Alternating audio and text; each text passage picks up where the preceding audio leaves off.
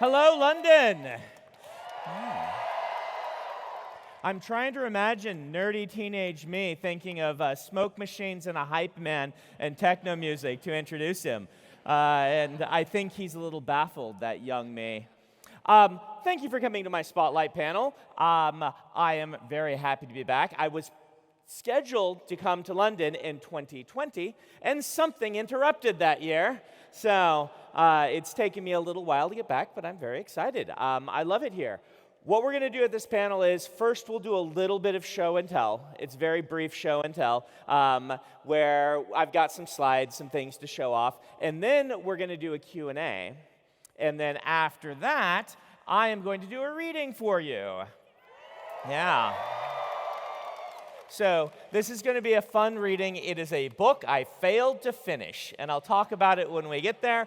But I think you guys will enjoy it. The opener is really good. It just fell apart later on.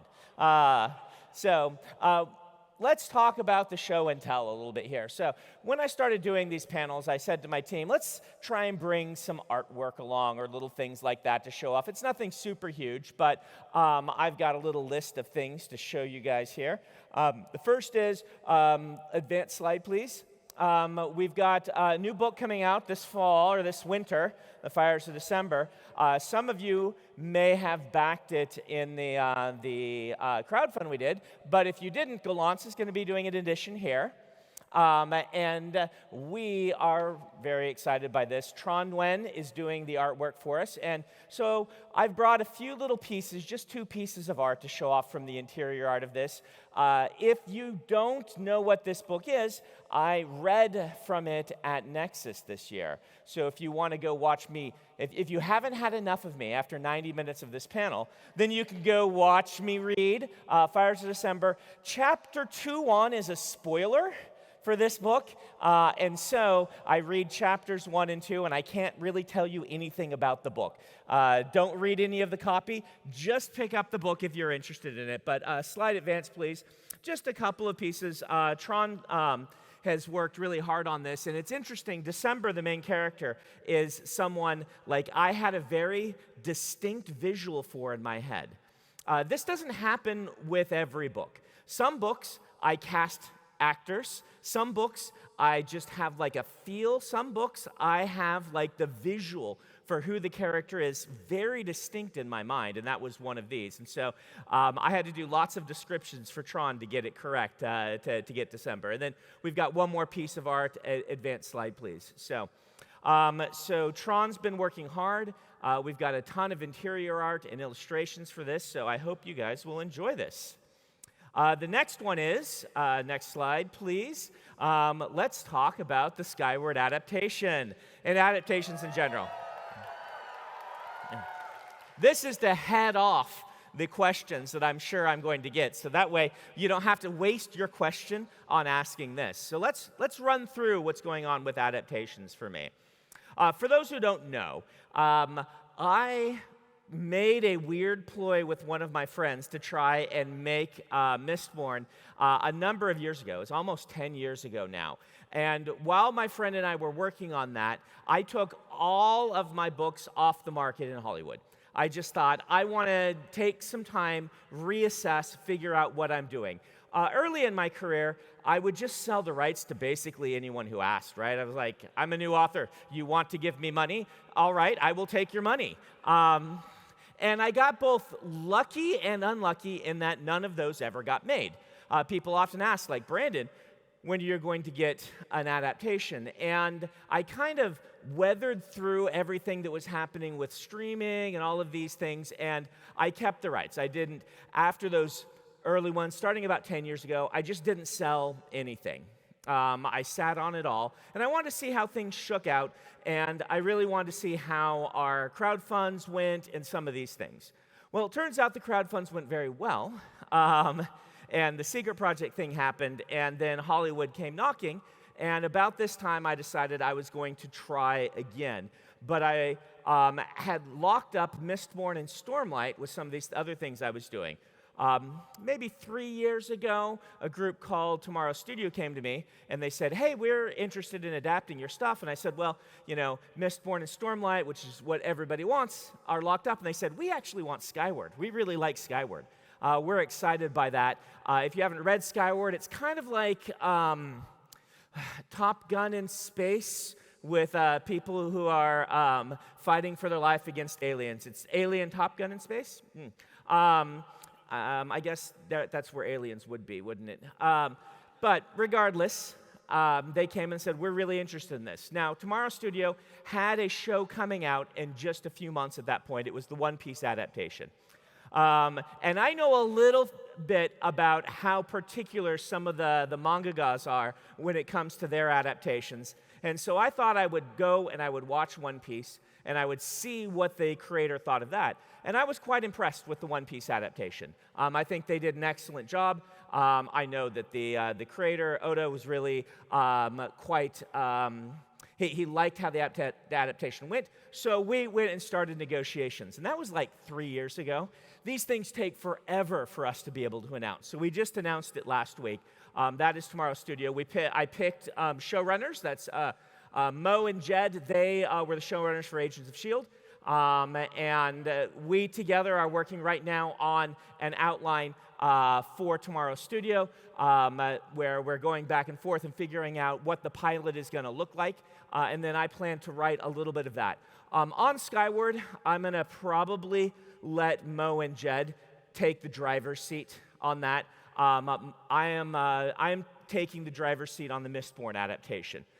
So where is that? Well, if you didn't know, Mistborn and Stormlight, around this same time that I was talking to Tomorrow Studio, I managed to eventually kind of get those rights back, and I thought, what do I want to do now?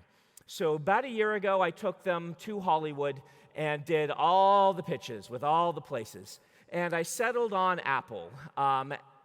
Basically, everybody in Hollywood made an offer on Mistborn and Stormlight. They were all pretty good offers. I ended up picking Apple because I feel like they do fewer things better. I've really liked how they've done a lot of their adaptations, particularly sci-fi fantasy. And so my focus with them is a Mistborn feature film first, and then a Stormlight premium cable show. So the feature film in the contracts is required to be wide release in theaters, and I am working on the screenplay right now. In fact, I plan to turn in the first pages and things of that next week, so wish me luck. We will know, yeah. We will know I will know, I won't tell you. I will know pretty soon how they feel about my skill as a screenwriter. I started writing screenplays, again, about 10 years ago. It was actually a little earlier than that. After getting some truly dreadful screenplays based on my books turned in, I had for years kind of thought, I shouldn't write my own screenplays, right? That's like Michael Jordan playing baseball. I don't know, that's like an old person's reference and an American reference for you guys, but there's this famous basketball player. You guys know who that is. He went and played baseball, and he was a fine baseball player. He was not a, pro level, but he was a minor league level, and I always thought, I don't want to be that person on my screenplays. But then I got some of these screenplays in, and once in a while they were fantastic, but a lot of the time I'm like, no, I can do that. So I started teaching myself to write screenplays. So Mistborn will be my 6th screenplay. The first couple were disasters, absolute disasters. But screenplays 4 and 5 are actually pretty good. One of those is for Emperor's Soul. And so I feel pretty good about my screenwriting abilities now. And I thought the hardest thing with Mistborn would be getting it down to the time that it needs to be. You know how I am with length. When they ask if I want a panel, they're like, do you want a 30-minute panel, 45-minute? I'm like, can I have 90? It's just how I am. But that wasn't actually too much of a problem. Mistborn kind of is based on some of these great heist movies that I loved growing up. Sneakers is one of my favorite films, Ocean's 11, these guys. And because that structure is kind of there, I found it actually pretty easy to adapt Mistborn lengthwise. The thing I keep running into is I don't have internal monologues anymore in screenplays. In a book, you can just be like, well, here's what she's feeling. Here's what she's thinking about that. Screenplay, you need to be a little more delicate with that. So that's what I'm working on, the kind of line by line. So I plan to work on that for another month or so, the Mistborn screenplay, and then I will be jumping back to working on Era 3 of Mistborn for a while, yeah. Era 3 of Mistborn for a while, and then we'll do the Stormlight pilot. I will write the whole Stormlight pilot is my goal. So that's the rest of my year. You can check in with me at the State of the Sanderson and see how that went. All right, just last thing, I guess we got two more things. We do have Skyward Leatherbounds coming out, so let's advance slide, please. So Skyward Leatherbound is our Leatherbound for this year. We did something different with this Leatherbound. We went to a guy named Jake Parker. He's a big Stormlight fan and an artist we'd worked with before, and we said, hey, do you want to just do all the art for it, kind of like we do with our secret projects, where, with Fires of December, Tron is doing the whole thing. And he took on this project, which is a pretty big project, right, because that's 4 books.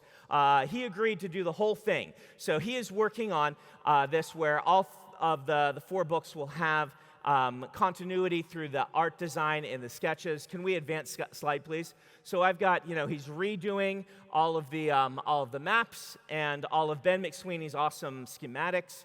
Advance slide, please. And then he's doing illustrations as well for Skyward. Some full color, some of the two-tone, and things like that. I think that's the last one on that. And then one other cool thing we did is we thought we'd highlight a few of the costumes that we saw yesterday when I was doing my signings. So advance slide, please. Oh, another Skyward. Okay. Advance slide, please. Okay, another Skyward. There we are. There we are. I should have written down how many of those there were. All right, let's advance slide, please. So we've got some awesome cosplay that we have here. I saw a lot of really good ones. We didn't get shots of everybody, so if you're not up here, it's not because I didn't love your costume. It's just these are the ones that Octavia grabbed. And then we've got one more. Advance slide, please. So nice work on the costumes. So I love seeing the costumes. If you didn't know, I actually have a little pin I give out that if you come through my line while I'm signing in costume, I have a pin, a Shalosh pin, and then if you already have that, I have a Wayne pin. So you can get the Wayne pin if it's your second costume that I've seen. No using the same costume again. We got to have 2 different costumes. But there we go. So we're going to now go to a Q&A, and we're going to do the Q&A probably until there's about 30, 35 minutes left. So we're going to do like a 40-minute Q&A here, all right? So they should have set up a couple of microphones. Feel free to find your way to a microphone now. A few requests. The first request is try not to spoil anything.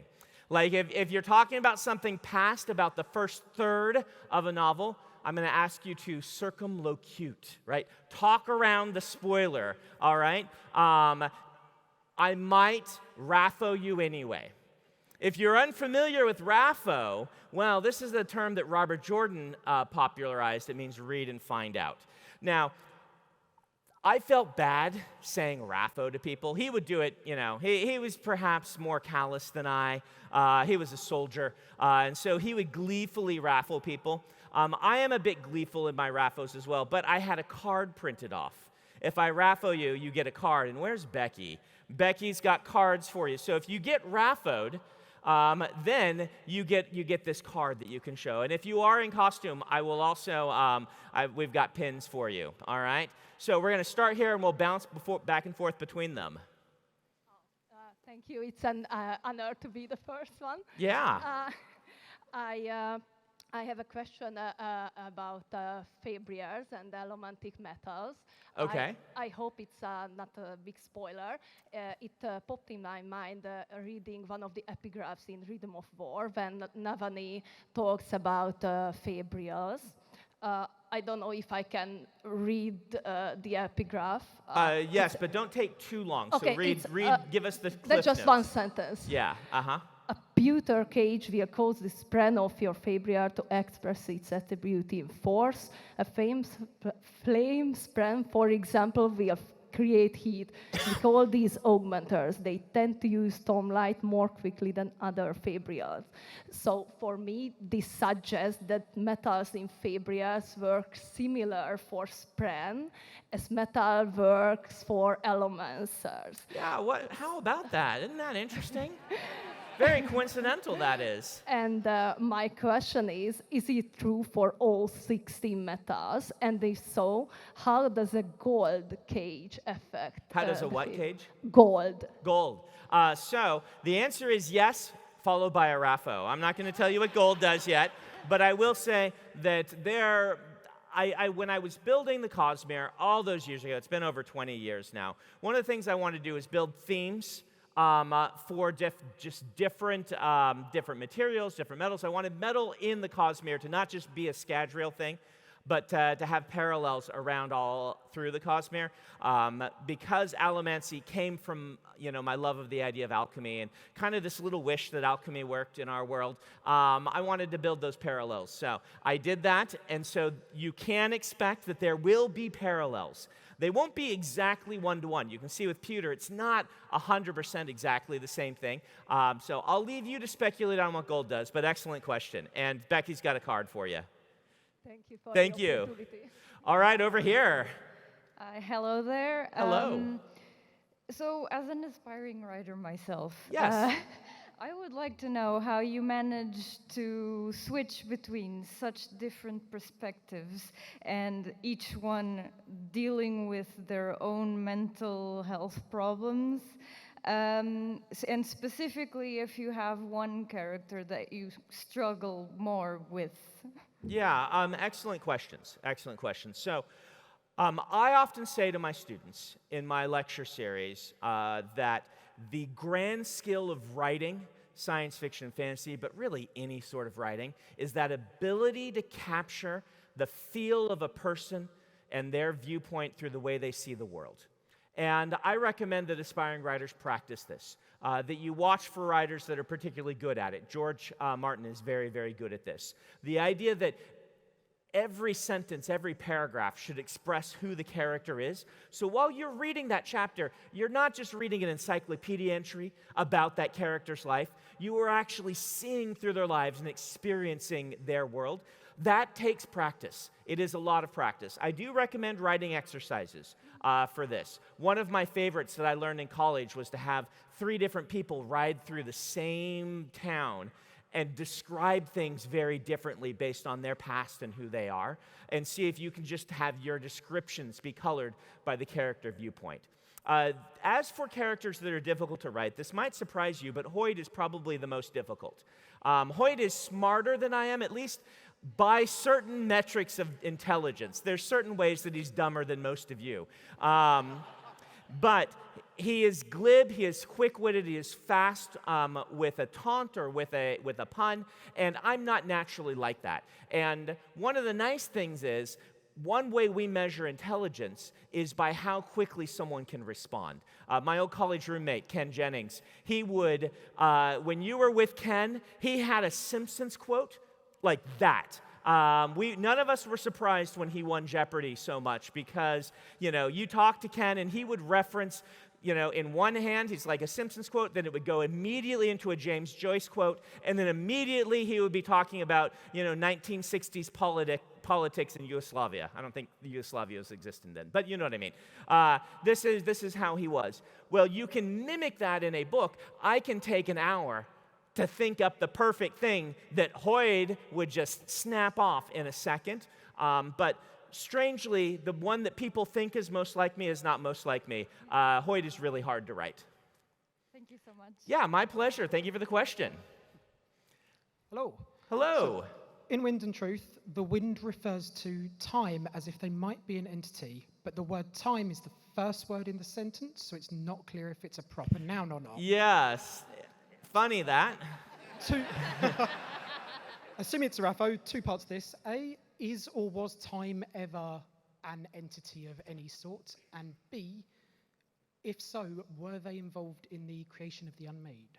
All right, excellent questions, and I'm not going to fully raffle you. Let me see here. In the Cosmere, anything that people personify will, over time, likely find the investiture for that personification. That said, anything that deity personifies, it goes very much faster. And so, when I originally, way back when, you can ask Ben McSweeney, when I first commissioned him to do concept art for Way of Kings in 2009, whenever it was, I actually had him drawing Syl as a personification of one of the four winds from the four corners. It wasn't until a few months later that I'm like, no, I need to lean into spoiler of what she is and things like that and whatnot, and I had him change some of the concept art. But in particularly Roshar, there was this idea of forces of nature having personifications baked into the very beginning of the storytelling, not just Spren, but larger entities as well. We will delve more and more into that as the story progresses, but that's my sideways raffo to you. You can have a card for it. Thank you very much. Yeah. All right, over here. Hello, thank you for coming. Are you in a Wayne costume? I am. That is a very nice Wayne costume. I see you've got the dueling canes I do, ready yes. to bash some skulls. With a lucky hat, even. Yes. I bet you've never been shot while wearing that hat, have you? I have not, Nope, no. perfect. Becky will bring you a pin when you're done. Oh, thank you.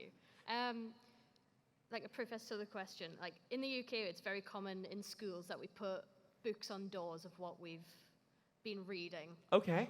And that's how I met one of my best friends ever. And I'm a maths teacher, she's an English teacher. So Excellent. Kind of like a cross of universes. Hey, I was best man, and the best man at my wedding, and I was best man at his wedding, was a math teacher. Maths, I have to say it correctly. I'm in the UK now. A maths teacher. Yes. So, across like all of your books, all of the universes, what would be an unexpected friend pairing that you would like? That's a cool question. What would be an unexpected friend pairing? Who would actually get along that you wouldn't expect? I think that Jasna and Sazed would have the most interesting conversations, and they could do a buddy cop road trip like you wouldn't believe. So that's what a beautiful question. Thank you for that question, and we'll bring you a pin. All right, over here. Hello. So my question was in regards to kind of the shattering. Okay. Ooh, you're in raffle territory already. I've been thinking about how to word it right. So intent seems to be a very core part of how the magic and investiture works in the Cosmere. So would there be, so the 16 shards are named, so yeah. Yep. But you read them, so yeah, you know. I can usually remember them. Good. Would there, if Agnosium thought of himself differently, would there be an alternate time where maybe the 16 shards were different aspects? Yeah, what an excellent question. That is correct. It could happen. In fact, the 16 that came about are in part because of the people who were involved in the shattering as well. And so you can postulate pretty easily the 16 intents being divided up differently. In fact, there are some of the shards who claim their intent is different from the intent that everyone else claims it is. You've probably seen this from Odium. So, but yes, your answer is yes. Some differences in Agnosium could have caused it, and also the method by which the shattering happened. So, excellent question. Thank you. All right, over here. Hi. Hello, in the dark. They haven't lit you up yet, but you can ask. So my question is in regards to smokers and seekers. Okay, excellent. I was wondering, so as you know, seekers have the ability to sense allomantic pulses, and smokers can hide them. I was wondering if, let's say, a smoker can hide a surge binder or awakener or so on, and same for seekers, can they sense surge binders? And Yes, excellent question. The answer is yes. In fact, you'll see kind of some of these themes running through the Cosmere magics, but I would imagine that, that having a smoker or a seeker off-planet would be very, very useful in very many places. Now, do remember in the Cosmere, we kind of consider, this is my terminology that I explained to the Arcanist, we distinguish between kinetic investiture and passive investiture. So merely holding Stormlight may be impossible or very difficult to sense. But as soon as you start using it for something, like when you're burning a metal, that's when it will give off this thing that, that certain senses can sense. Dusk from the Isles of the Emberdark is able to sense these as well. So, so the answer is yes, the magic systems, but some are quieter than others. How about that? Thank you very much for the question. Hi. How are you? I'm doing well. How are you? Very well, thank you very much. In Yumi and the Nightmare Painter, Yes. with Virtuosity, it's inferred that it's splintered itself. Yes. And we're left with cyan and magenta, inferring that yellow is the one that's missing. Is that any relation to the Iriali and their travel across the Cosmere and coming back to the one? Coincidental, isn't it? Interesting. Very interesting. I will give you a slight yes. I won't completely raffle you on that. Do understand that people have been theorizing a lot on the splintering of Virtuosity and why Virtuosity might have splintered themselves and things like that. I will dig into that as we go. But you are noticing an interesting thread that I put there intentionally. How about that? Thank you very much.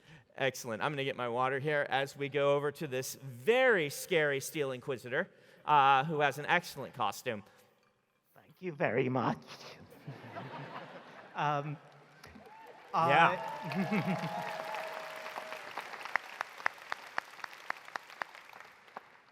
I was wondering about a potential Wax and Wane team-up move that I thought of that never happened. Okay, what's our team up? So, speed bubbles can move with heavy objects like trains or boats. Yep, otherwise they wouldn't move with the planet, and Yeah. so that would be very bad.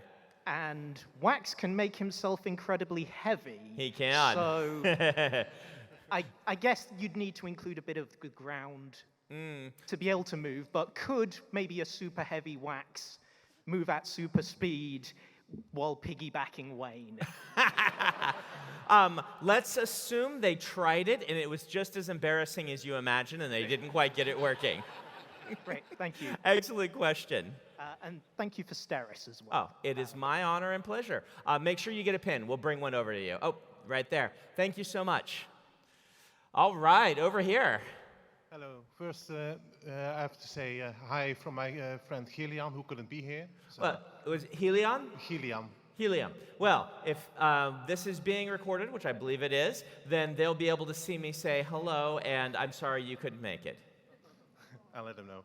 I have a pretty spoilerish question, so I'm going to try to talk about it as much as possible. Okay, try to talk around it. I'll stop you if it goes too far, okay? Yeah. So, Words of Radiance, in one of the flashbacks from Shallan, one of the later ones, something happened between her and her mother. Yep. Then afterwards, she goes back to the room where everything went down. There is a light. We now know something about her mother. Yep. Is that related? What's that? Is that related? Like, is that the cause of the light, or what is the light? So I'm going to have to raffle this just because I can't get to it. If you catch me in line sometime, we can talk it through. I don't know if you have a regular signing, but I'm going to give you the raffle card and say that was, that they're usually, you should assume I'm doing these things deliberately, but not all the time. Once in a while, a connection just slips in. And so I would have to actually open the page and see which part you're referencing. Okay. I think I know what you're referencing, and the answer is yes, that was deliberate, but I would have to actually look and see which exact line you're referencing. I don't know the exact wording, but I can be more specific about the light if you want. Well, it might give a spoiler to people who haven't read the book yet, which is why I'm trying to talk around it. But assume yes, but then we'll have to nail it down and see. All right? Thank you. Sorry that we have to do that, but let's have a show of hands. People who haven't finished the Stormlight Archive yet. See? We have a lot of people here who are reading or might be interested in reading, or who are there with a friend and they're just dealing with their obsessive friend who's coming to this weirdo, and they're like, all right, you go to this weird author person, and then afterward we can, like, actually go do something fun. So, yeah, I see you all, and I appreciate you. So, thank you very much. Thank you very much. Hi, Brandon. Hi. Towers seems like a really fun game. Yes, it does. Any intention there's a way To release a Towers game. Here's the thing about Towers. For those who know, it's there's bless you.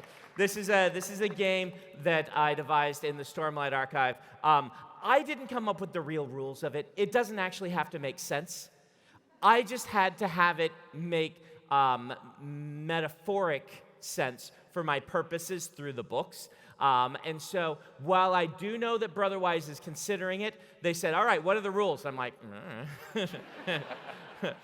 I wrote the scenes, go read the scenes. Like it's a cross between Go and Warhammer. So, and how much is it Go? How much is it Warhammer? I don't know, but here's the metaphor that I needed it to mean. So yeah, I do know that that's on their radar, so to speak.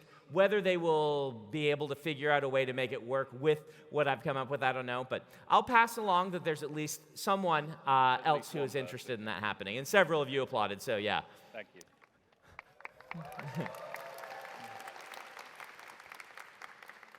Hello. Hello, Brandon. So we know because we have a sword that can think for themselves. I hope this is not a spoiler.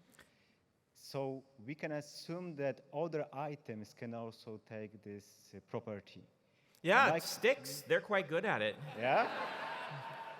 So my question is there a limit of the size of the item that can be scented? Yeah, that's an excellent question. I'm going to put this water down. So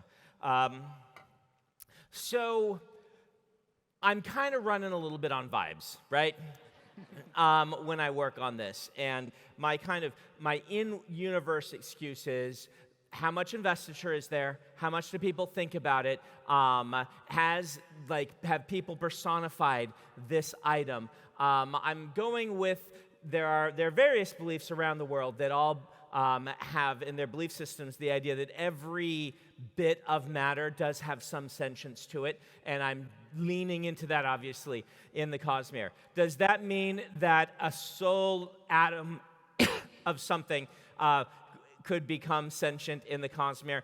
Technically, yes, but is it realistically going to happen? Probably not. So, is there a strict size limit?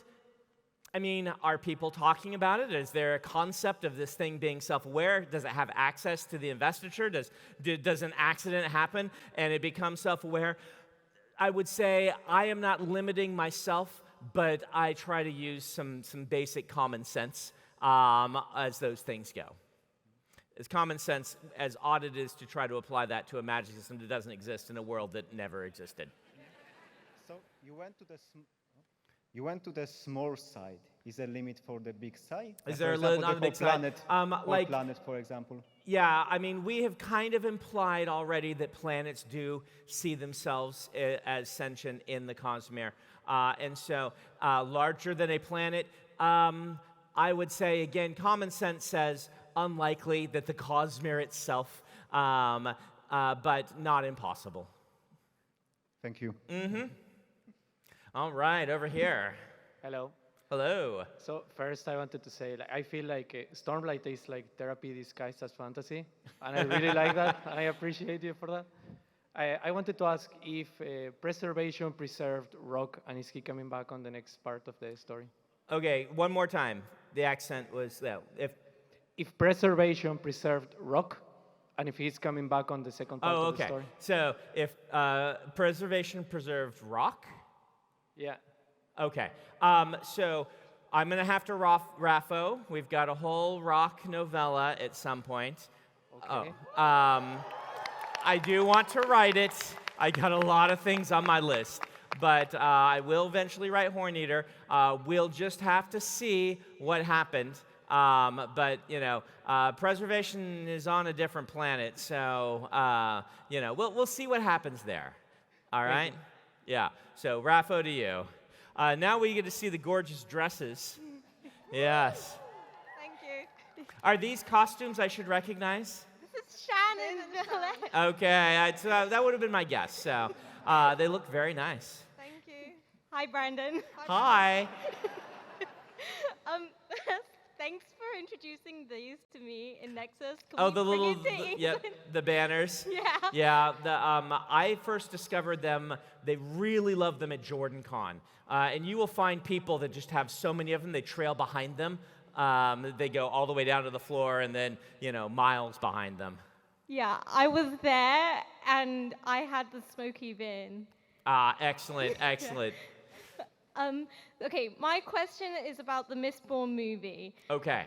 So when it comes to Ruin and his dialogues that he has with the characters before. Yeah, try to give us few spoilers as possible. Okay, sorry. How are you going to handle Ruin's voice in book 1 or 2, especially with Zane in the movie, without the character seeming schizophrenic? I will cross that bridge when I get to it. I'm still working on film 1. And in film 1, I'm being very careful with how I approach Ruin, and I've actually tried it 2 different ways already. And we're gonna have to see how the filmmakers feel about where I'm going with that, and whatnot. And to not give any spoilers, I am indicating right now that certain people are hearing this, but I'm not having it on screen. You aren't hearing it. We'll see what the filmmakers like. We still have to pick a director, and the director's going to have a big influence over how the film turns out. Probably, the biggest influence other than me will be the director. Maybe even they will have a bigger influence. And so as we pick that director and I sit down with them and say, how do you want to approach this? For instance, my screenplay for Allomancy just says, here is my shortcut of how I'm doing it in the screenplay. We will sit down with special effects coordinators and with cinematographers and with the director, and we'll decide how we're actually going to show Allomancy once that whole team is gathered. Right now, I'm just shorthanding to, it looks like this. There's some of the things with the magic that's what I'm doing. And so you'll have to wait and see. I guess this is a watch and find out how we actually end up making these final decisions when it comes time for the film. Thank you. Yep. Excellent question. Thank you. All right, over here. We got maybe 20 minutes left of Q&A. Yeah. Okie dokie. Well, first of all, welcome to London, Brandon. Thank you. Thank you. I haven't yet had bangers and mash, but I did get some other pub food. Got some really nice chips that were exquisite. Ooh, yeah. Nice. And we're getting Indian food tonight, I believe. So, nice. Yeah. So I'm working my way through the choices. I did get a Cornish pasty, so I've yeah. Try one with chorizo, by the way. With what? Chorizo. Okay, chorizo, Cornish pasty. Okay. I have a question, and it might be a bit spoilery, but... Okay. Well, let's try really hard to talk around it. You saw how people groaned on the last one. They don't. So remember, lots of new readers potentially in here. I'll go for a practical question in that case. Yes. If an Allomancer is burning Atium yes. or Electrum, will they have any trouble reading the future of anyone with an Enlighted Spren? How much would that interfere? I can imagine that would interfere a little bit, but not a ton. I think that you could still probably do it. I mean, it is gonna mess with things a little bit, but it really depends on the Spren and the person. I'm gonna give you only like a 10% interference would be my guess. Okay, beautiful. Thank you. Yeah, thank you for the question. All right, and did the ladies in their dresses get pins? Yes, okay, good. Hello, do we have another Wayne? Hi, yes, you do. How lucky is your hat? Have you been shot yet? I have not. All right, it looks lucky too. Thank you so much for coming to London. I wanted to ask about Feruchemy and its potential future applications. Okay, excellent. So it's very helpful that you can choose yourself how to store and to spend that. And I wondered if it was possible to force someone else to store an attribute and then perhaps take it for yourself? So yes, but this is going to require a confluence of several magic systems or various things. You could do it with Allomancy, Hemalurgy, and Feruchemy if you really knew what you're doing, but just strict Feruchemy, you wouldn't be able to just make that happen. But there are plenty of ways to make it happen when you're mixing magics. So the answer is yes, probably not very fun to have happen to you. I look forward to Ghost Bloods and seeing that, essentially. Excellent. Make sure you get a pin. Excellent costume. Thank you. All right, over here. Ooh, a Mistborn. Wow, that looks very nice. Yep. Very handy in the heat as well. Ah. Watch out, there's a Steel Inquisitor around here somewhere. I just about yeah, watch out for them. Unless you might be a nobleman, and then you're fine. Yeah. My question is this.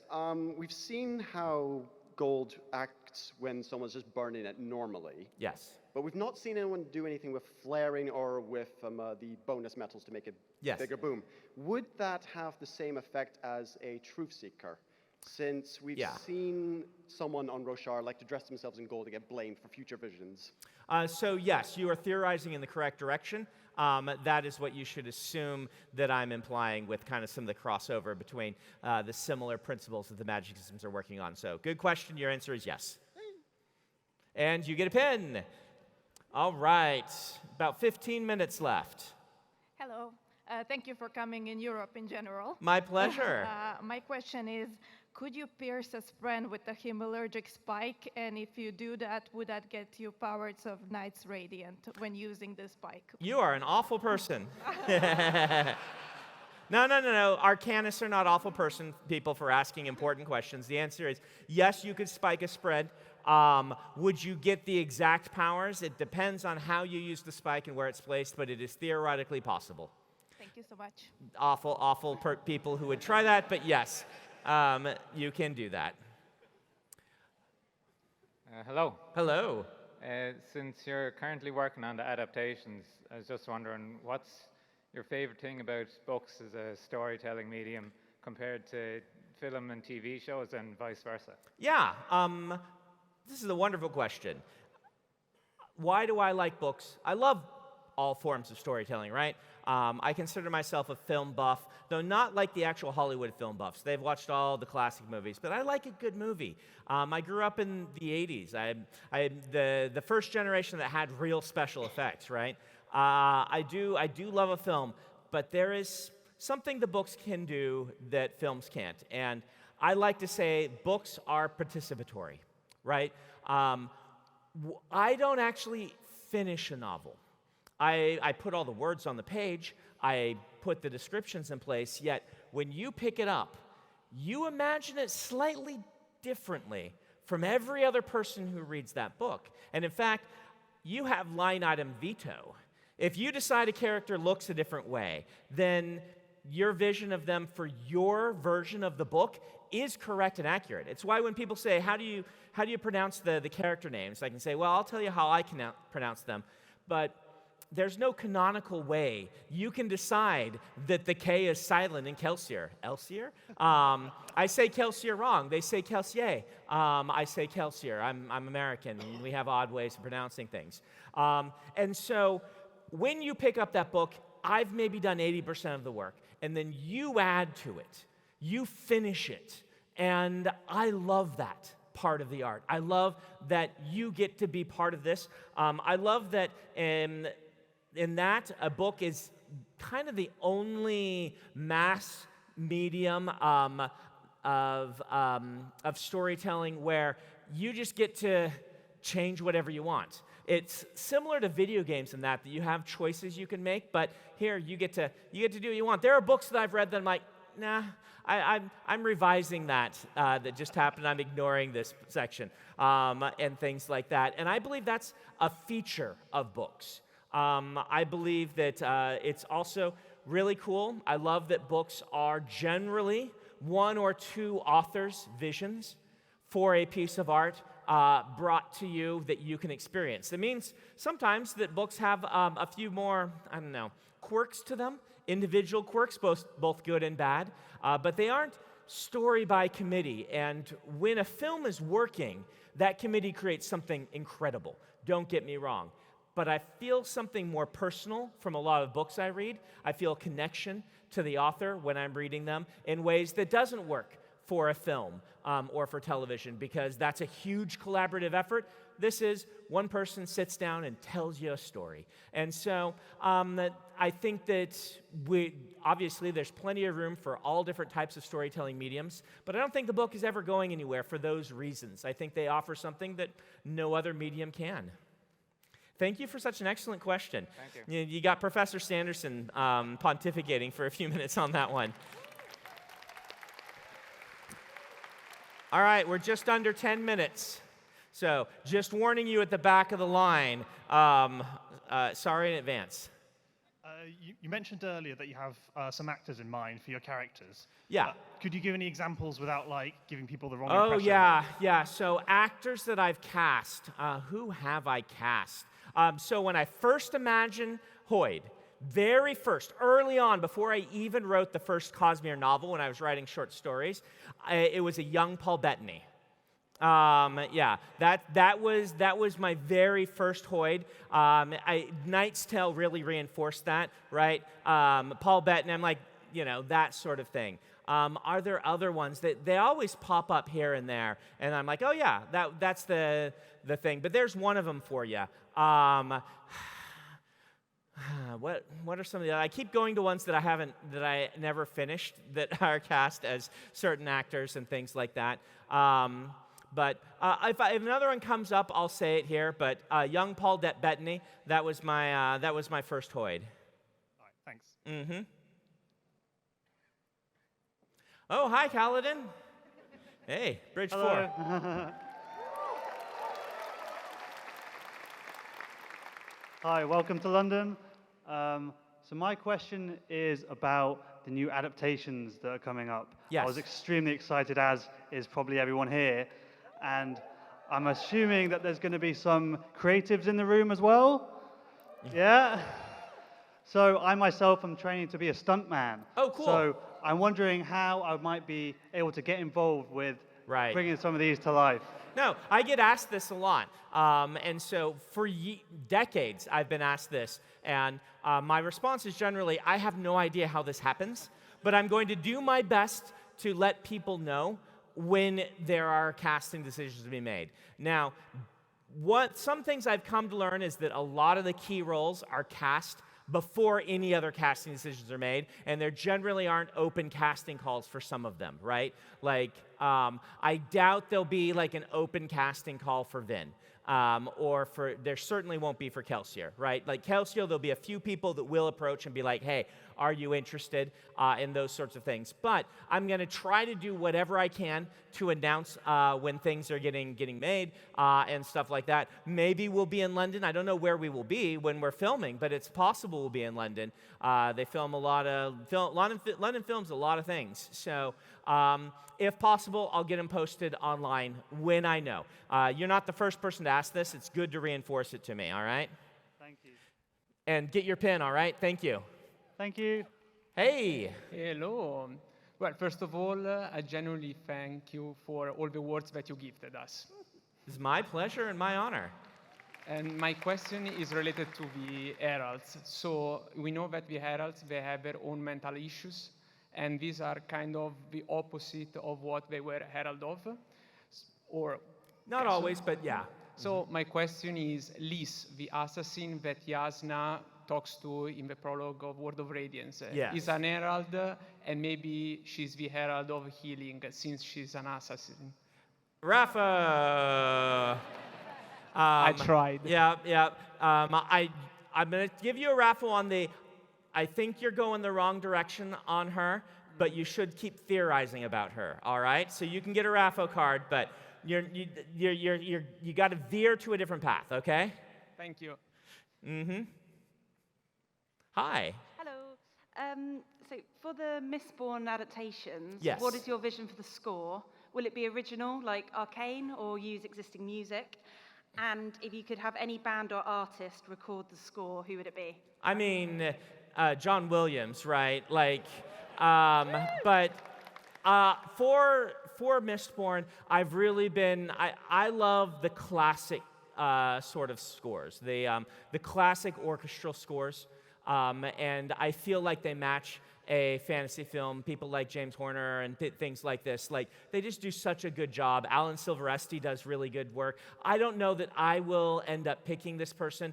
I will work with the filmmakers and things like this. I'll be in the room when it's being chosen, but my preference is for kind of the classical orchestral score that has the leitmotifs and these sorts of things. You don't see them as much anymore in a lot of the blockbusters. You can't, those themes are a lot more hidden in kind of modern scores, and I prefer the old school way. And so that'll be my goal. We'll see how it goes. John Williams is a bit old right now. I think Disclosure Day, he said, is his last one. He's in his 90s. So, but there are lots of fantastic people who make fantastic music. I've never been asked that before, so good question. Hi. Hello. Another Wayne? Yeah. Have you been shot? I have, but only by Renette, so I still think perhaps lucky. Yeah, that didn't count. I have a theory about the Heralds, and specifically the Honorblades. Okay. So were they originally designed to be able to pull Stormlight straight from the Spirit Realm? And were they broken when the Heralds abandoned the Blades in the Oath Pact? Yeah. And his town's not broken because he didn't abandon his blade. I'm gonna raffle you, but there is something odd about the Honorblades, isn't there? Yeah. There's some odd stuff going on there. So yeah, Raffo for you. Excellent question. Thank you. Mm-hmm. I can't give up all my secrets. I got 5 more to write. Hi, I've been told by my friend I can't ask anything related to microbiology.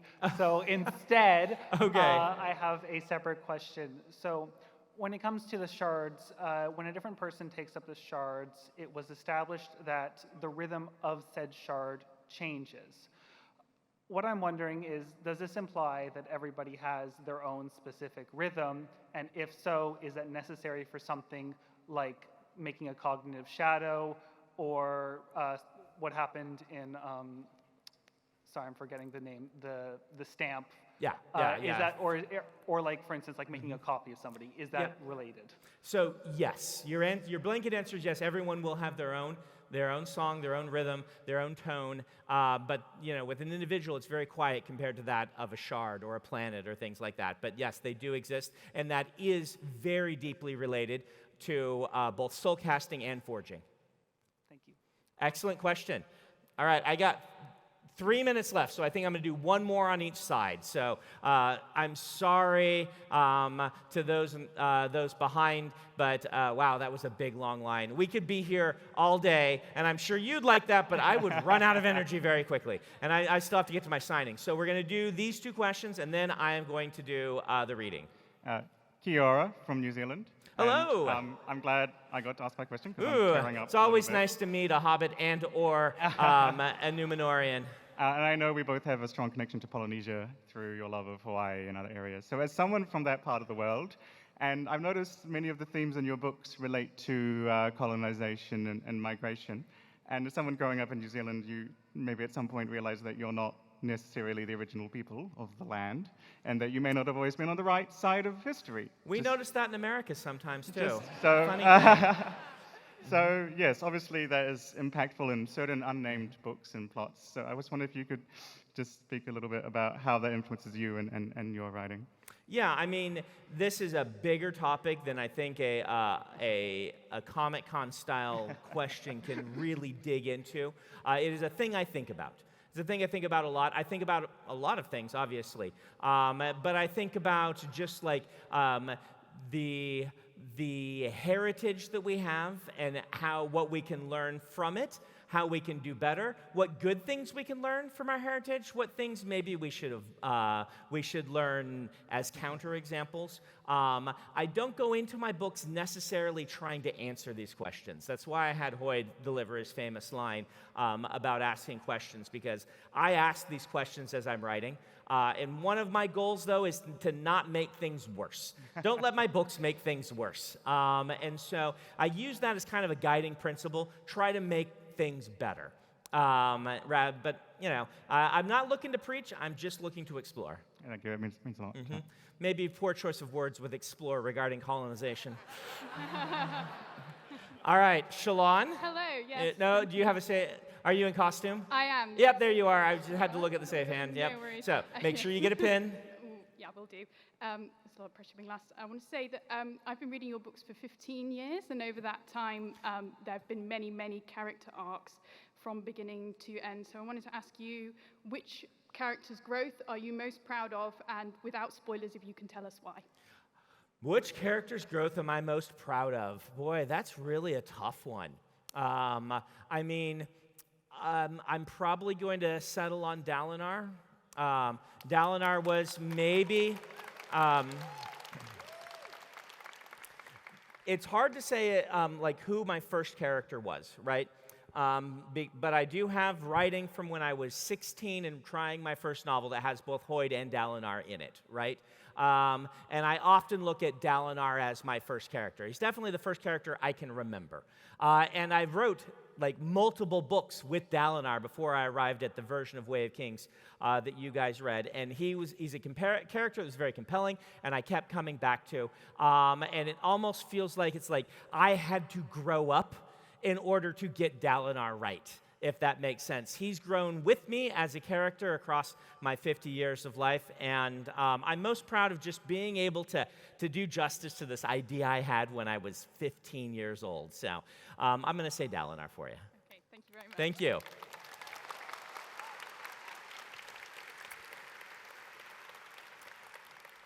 All right, so we're going to go to the reading, and I'm going to sit down for this part. But first, let me explain a little bit about this reading. First off, this will not offer any spoilers to anybody who hasn't read my books, because it's a book that has never been finished, and it might not ever be released. In fact, the chances are good that it won't be. What is it? Well, it was an attempt at a secret project before I wrote Fires of December. Around the time when I finished Stormlight 5, I gave myself a little bit of time to just write on whatever I want. For those who don't know, the secret projects are like my sort of gift to myself.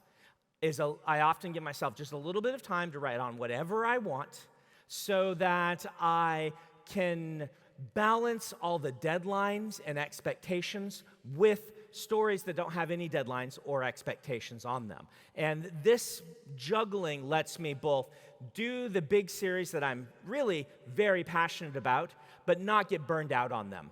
And so I occasionally give myself this time for these secret projects. And this one was an attempt at digging into the history of Scadrial before the Final Empire and before Alendi and Rashek. In fact, thousands of years, maybe a couple thousand years before them. Digging into the deepness, what the deepness was, and kind of the foundation of some of the things there. So you're going to get a pretty special look at this. You're not going to see a lot of references to that. This is quite a ways before, but it was kind of just me exploring what's going on. I consider what's happening in here to be canon, but I don't know if I'll ever release the book, and so it's not strict canon yet, if that makes sense. And I'm going to sit down, and we're going to read for about a half hour.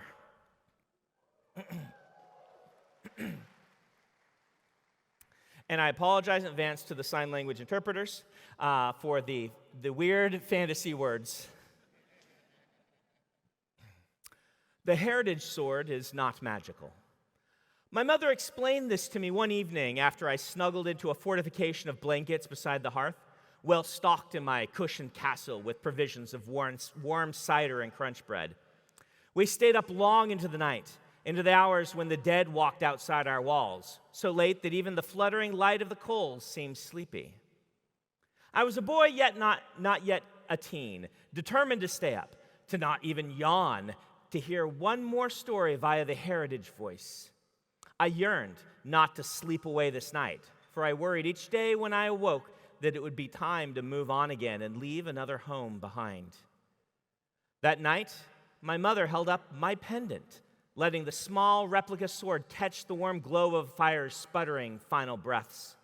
Like the real sword, this pendant was edged in silver, though otherwise made of copper. I swore the flames deliberately cracked and spit sparks at that moment. It is not magic, she explained, dangling the tiny heritage sword before me. Even the real weapon, handed down from bearer to bearer, as instructed by Jathik himself, has no arcane strength. It will not bite the chronocrat no more than any other blade. It is effective against the Midnight Dead, but only in the same way that any other weapon with a silver edge. This is well, because a ward or a mystical weapon can fail, but a symbol, properly upheld, will never die.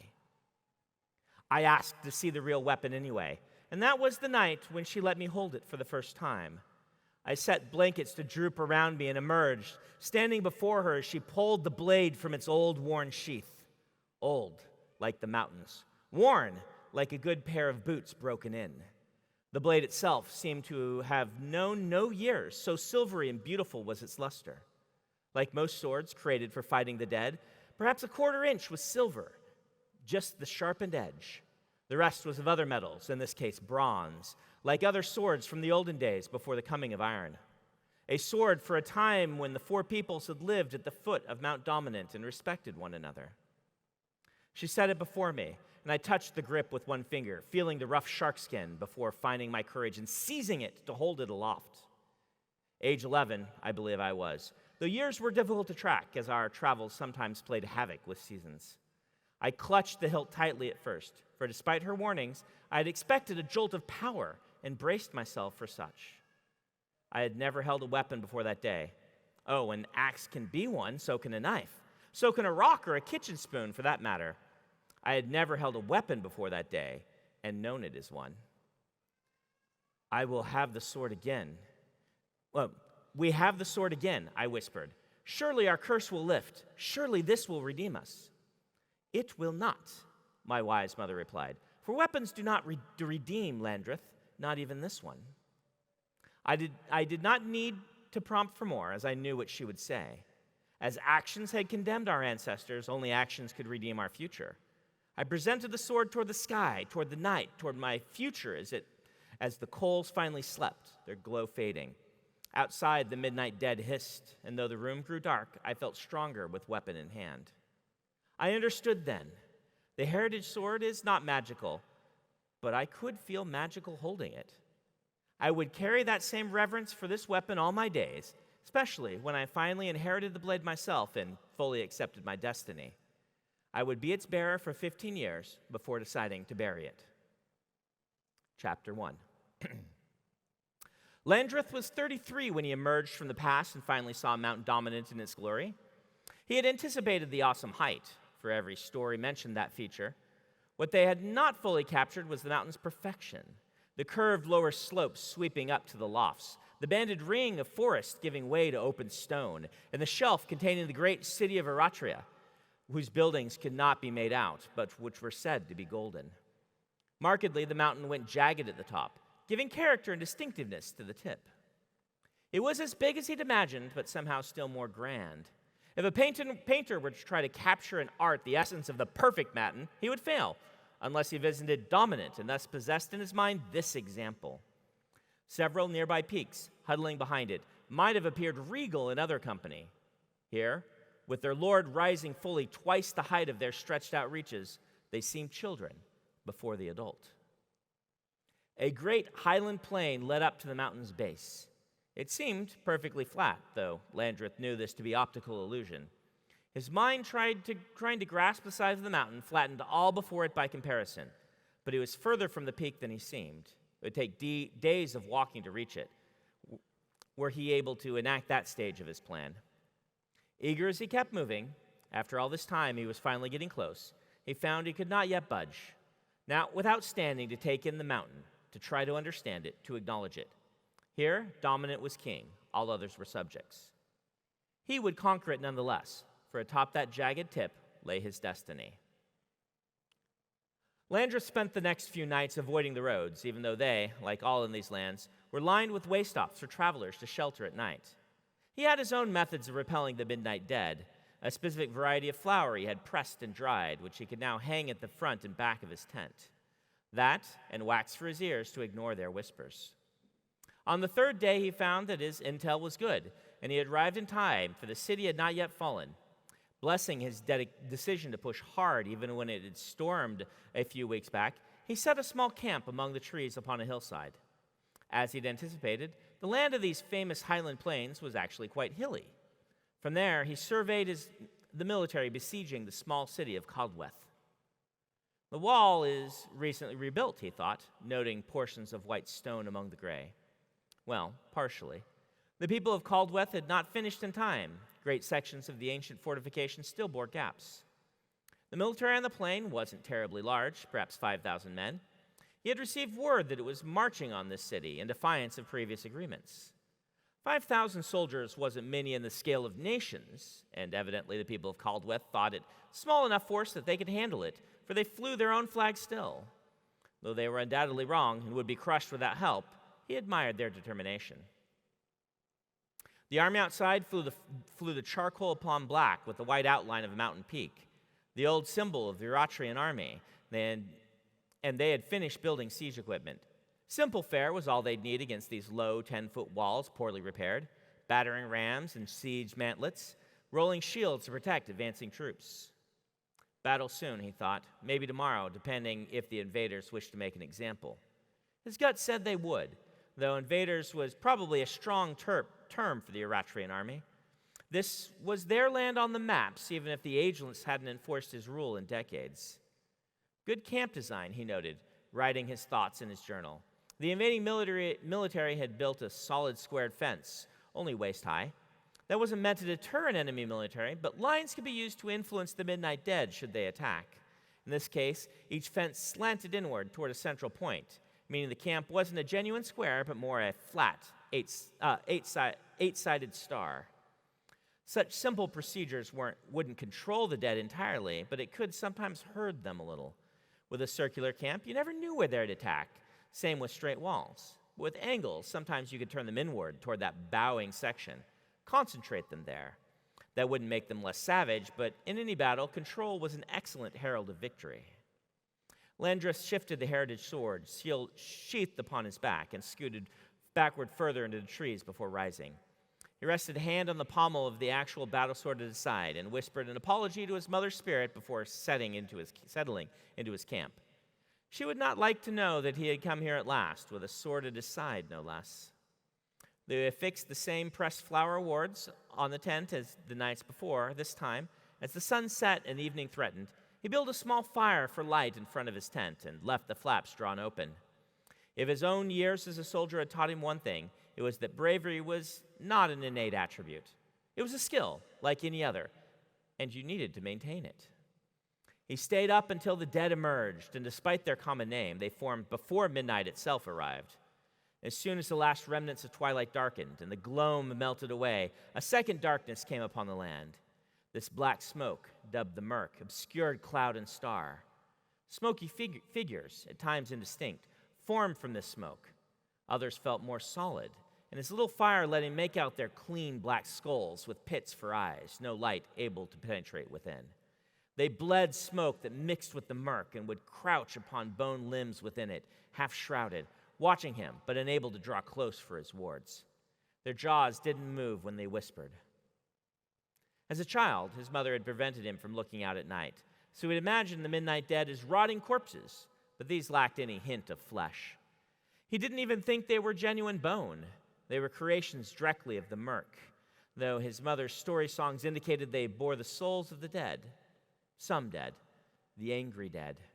He would not find her bones among them, nor would he find his father's. Only the vengeful, buried to specific purpose, joined this company. As a test, he unwrapped the heritage sword, placed it in his lap by light of his dwindling fire, then unsheathed it. Like he had on that first night when he held it as a child, warmed by his mother's songs, he held it aloft, out, and admired it by amber light. It was of a lighter, more lustrous metal than common steel, though he did think the full thing was actual silver. The though he did not think the full thing was actual silver. I didn't write the knot, but it doesn't make sense otherwise. As only the very edge of the blade tarnished or needed care like silver weapons did. The midnight dead watched from the murk, some fading away and evaporating to black smoke as others emerged to study him in their grim way. As his mother had promised, they gave no visible reaction to the sword. "You do not know it, nor do you fear it," Landreth whispered, "but your master does. It bit him once." No reply. Even the whispers were indistinct. You never could make out words from them, though some tried anyway. Necrosages claimed they could interpret the whispers. In his experience, they made up whatever they wanted to be said in order to fool the frightened. One could fabricate sense from random noise, but only in the way that one found faces in the bark of trees. He sheathed the sword again and made to turn in, confident that he could still face the dead in a fight should he need to do so. As he settled down, cries sounded in the night, the yells of men and women, panicked. That put him on edge. Was it the city or the army? Would either be so foolish as to let their nighttime defenses fail? Or were the rumors true? Was the Ageless finally turning his attention to these lands again, bolstering the dead, controlling them directly? If so, his destiny was ever so more urgent. Unfortunately, there was nothing he could do about the screams of the night other than to put in his earplugs, trust in his own wards, and sleep. The next morning brought for Landreth a task he'd been dreading. He cleaned his camp, noting no signs of the dead in the dirt beyond his fire. They rarely left trace of their passing. He made extra careful to obscure his own presence, then walked further into this little forest until he decided upon a tree with a distinctive trunk near some boulders that he sketched in his journal. He thought he would be able to find the place again, even if the tree were to fall. Here, he dug his hole and buried the sword of his heritage. Doing so was tragic, considering the sacrifice his parents had made to recover it. However, he would not be the one to lose it again after so short a time, and so he needed to leave it behind. He made a dutiful prayer to the old god of his people, Sethawid, the Lord of Ice. "May your stable hand hold this to your heart until I return," he said, then laid the sword down. Beside it, he placed journal, minus the page for the sketch, and a waterproof skin, along with a few other keepsakes. This was not a grave, he told himself. This is a hiding place. It still felt like a burial, reminding him of another, done on a beautiful field where he'd harvested the flowers for his wards. He liked to think that kept part of his mother with him to protect him each night. With regret, he left his arming sword behind as well, though he abandoned this closer to the tree line. He memorized the sketch and then, after finding his way back to the location with a distinctive tree from two different directions, without needing it, he destroyed the paper. On him, he did keep the pendant of the heritage sword, a marker of his people, and one that likely would be stolen from him. Finally, then, he was ready to emerge. He had planned for over a decade now to accomplish his designs, and it all began here, today. He needed to get inside that city, because by the sound of those horns, the battle was already starting. Perhaps if he'd arrived a few days earlier, he could have found his way in more easily, but he'd have to do it during the fighting. Head down, he slumped and hurried from the hillside toward the city. Hopefully, after the weeks of travel, he wouldn't look too intimidating. Rugged clothing, dirtied, with an enveloping cloak, which would need more than a casual wash at the end of the trip. He bore stubble that was threatening a beard atop a prominent chin. His pale skin was as dirty as his clothing, and he purposely hadn't cleaned himself up last night or this morning. He approached the city from the opposite side of the battle, holding his cloak close, hoping it would obscure his physique. He wanted to look like a refugee right now, frightened by the battle and looking to enter the city. That would be a foolish move for anyone who knew anything about warfare, as if this city lost the day's clash, what happened next might not go well for anyone inside it. But many would instinctively look toward walls for safety, and so his approach wouldn't be too unusual. As he'd hoped, the fighting on the other side had drawn most of the attention, and on this side, only a few youthful scouts watched atop a squat wall. "Let me in," he called to them, "please." They hunkered down atop the walls and did not speak back to him. Fortunately, one of the broken portions was nearby, leaving a gouge that started about 5 feet up. He was able to easily scale up that part onto the wall itself. Some of those youths approached carefully upon the wall walk, their footing uneven along the lichen-stained old stones.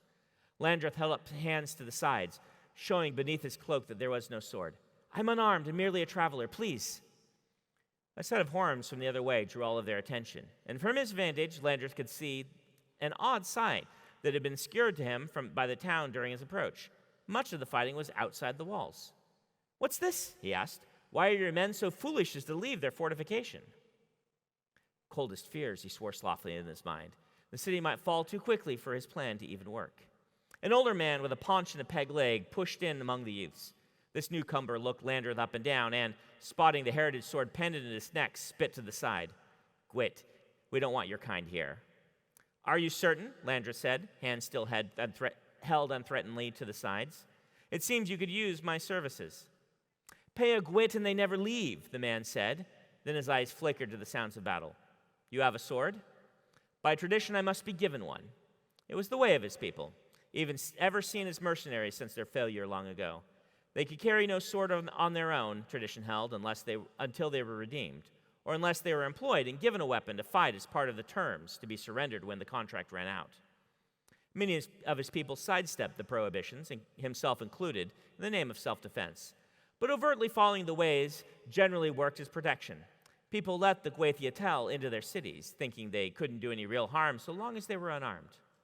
"Head on toward the front gates, then," the old man said. "Maybe someone there will want you." Landreth nodded in thanks, then let himself down into the city via the bottom point of the crack. His people's reputations and the lies told about them were terrible and exaggerated, but he made use of them anyway. Another man caught slipping in this way might have been seen as a spy for the enemy army, but so long as Landreth carried no sword, he ostensibly didn't have a contract. He couldn't be trusted, they reasoned, but he also wouldn't be employed by the enemy. Though he'd been on several battlefields, Landreth had yet been inside a town like this one, full of people nervously waiting for the outcome of such a key battle. Insignificant though this squabble might seem in the grand scheme of the movements of armies, it would be a key turning point, and a vital one for these people, when, and their little town would become a symbol and a powerhouse in the region. If more enemy troops came to destroy them, by that point, other cities and towns would likely have joined with this one. Together, they could broadcast a resounding message. They liked the way things were, and the Eratrians would need to respect the independence of the nearby cities. However, if Caldweth lost today, well, the temper and discipline of the invading military would determine the result. Pillaging and an execution of city leaders would be the merciful outcome. Now that he was safely inside, he took off and hid away his pendant. His ethnicity, with pale skin and brown hair, was still a sign of his heritage, but not a decisive one. Some of the people who passed in the city had the same general look, for though his people's kingdom no longer existed, it had once stood not far away. As he'd hoped, the Cadweth city defenders wore no true uniform. They were fairly well equipped for who they were, but hadn't taken the time to craft actual uniforms. Why would they need them after 2 decades of peaceful independence? Regardless, for a sign of their allegiance, they wore only a green band around the upper arm. None, therefore, questioned Landreth as he arrived with one of his own, quickly fashioned by taking a knife to a shirt hanging on a line behind a building. He fell into the back of a group of nervous spearmen after equipping himself with one of the many spears and metal caps left by the wall nearby for such purposes. Step 1 was complete. He was inside the city. Step 2 was done as well. He was in position with their military. He had lies ready to explain he was a local who had been sick until recently, and that was why he hadn't joined for calls for a militia earlier. He was hoping people wouldn't question an extra spear too closely, and he'd prepared to sell the lie well, but he didn't end up needing it. Nobody asked who he was, or even stopped to count how many men were in his squad. But why is there fighting outside the walls? The one advantage this people had was the fortification. Low and poorly maintained though it was a help. He glanced up the steps toward the wall top beside the main city gates, toward men in bronze breastplates with side swords and helms with crests. Whatever they were conferring about might explain what was going on, and though his plan didn't strictly need him to know their battlefield strategies, he found himself eager to learn nonetheless. "What's the delay?" a gruff man said nearby. It was difficult to tell rank among these, but he had a scale armor shirt on, which probably meant an officer of some sort. "Why aren't they coming back in? Can't see my own dick down here, let alone the battlefield." "You want me to go get a report, sir?" Landreth asked. The man shoved another soldier out of the way, frowning and studying Landreth. "My name's Colt, sir." "I know your name, son," the officer said, waving. "Yeah, go. We need to know if we should pull back and make room. Lads keep pushing forward toward the gate." Landreth saluted, then went running up the steps. He waved to the officer and said he was here for a report, and the men let him pass. The wall up top, near the front of the city, was more sturdy than the portion where he climbed in, clean with white new stone making up the entire walk here.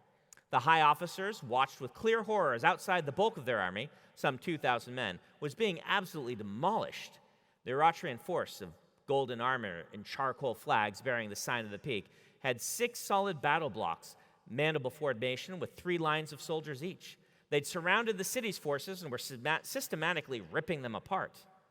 Surrounded, Landreth thought. Frost and ice, what a mess. Should we go? One of the generals nearby asked. We have to do something, Highwell. They're being eradicated. Leaving compounds the mistake, an older officer said, hands pressed to the stone crenellations before him, knuckles gone white as the stone with the force of it. We can't. How did this happen? Landreth asked, drawing attention from the 2 generals and their guards. Belatedly, Landreth saluted, then pointed down toward the officer whose name he hadn't been given. Sorry, sir, sent for a report. You can tell Riak he can sit there and do as told, the first general said, though the older one, who had insisted earlier they could not leave the city, wilted. This is my fault, the second man said. I thought a decisive victory, with them weakened in the night. Landreth considered and thought, and though he'd obviously been dismissed, he didn't leave. He looked at the positioning of the battlefield with the troop blocks near the Eritrean camp and remembered the screaming last night. Ah, the Amakwed maneuver, he said softly. What's this now? It was an Amakwed maneuver, wasn't it? They feigned weakness. In this case, a fake attack by the dead during the night to persuade you to try to hit them. You saw chaos in their camp and thought it was an opportunity to go on the offensive, so you sent out an assault force. But by the time your troops arrived, the enemy had suddenly reset into efficient formations. He shook his head. You were probably doomed here regardless with these crumbling walls, but this will hasten it. Who are you to speak so boldly? The first general demanded, though the second, upon hearing this pronouncement of doom, took off his plumed helmet and dropped it to the wall with a crack, closing his eyes. Landreth supposed it was no great shame to have been fooled in this way. Their position was tenuous, so an attack like this, if it had worked, could have been the miracle they needed. More, Landreth was impressed by the strategy of the enemy commander, who it seemed was well read. Landreth had always thought a maneuver like this would be far more difficult to execute than the histories made it sound. Yet here was a battle where such an unconventional tactic had genuinely worked. He walked down the steps before he could be challenged further and dutifully reported to his commander what they'd said and what they'd seen. Unfortunately, they were in a terrible spot. 500 reserve troops remaining at the city, with the bulk of their 2,000 being ripped to pieces. They could not survive an assault on the city with so few and couldn't man enough of the wall to hold back a determined assailant. And so, the general who hadn't given up made what Landreth thought was the right call, to send this 500 out at last in a desperate attempt to rescue the main force. Cut through one of those blocks, open a way back to the city, and somehow retreat everyone back into the walls. It would fail, but it was their best option. So Landreth was there, with spear held high among a group of terrified soldiers when the gate opened and they were ordered out in phalanx to cross the dusty soil, tromping knee-high weeds on their ways to their deaths. The younger general from the wall led them in person, on foot, as the city seemed to lack cavalry or charioteers in any functional numbers. The enemy general was as skilled as Landreth had guessed, for this new force of 500 didn't even reach the back lines of the main fight before being intercepted by 2 blocks of enemy troops from the sides. Landreth held his own, legitimately fighting for his life with the others, and for a time it was difficult to remember his plans, his goals, or anything other than the need to keep his shield in place and avoid enemy spears. Armies rarely fought to extinction, however, and initial losses hurt more than the line. They hit the army at their true fail point, their morale. Within an hour of the clash beginning, the phalanx began to buckle from both sides, then burst while Landreth was on rotation in the inner ranks to rest. In seconds, it went from organized formation to shouting men scattering in groups, like ants from an unearthed nest. Landreth sighed and leaned upon his spear. This had been expected. Hell, he depended on it. But still, he'd been caught in the moment and had begun to genuinely hope they would win. In the clarity that followed the line failing, he pulled off his helm and exposed sweaty hair to the cool air, then dropped it and his spear and fell to his knees.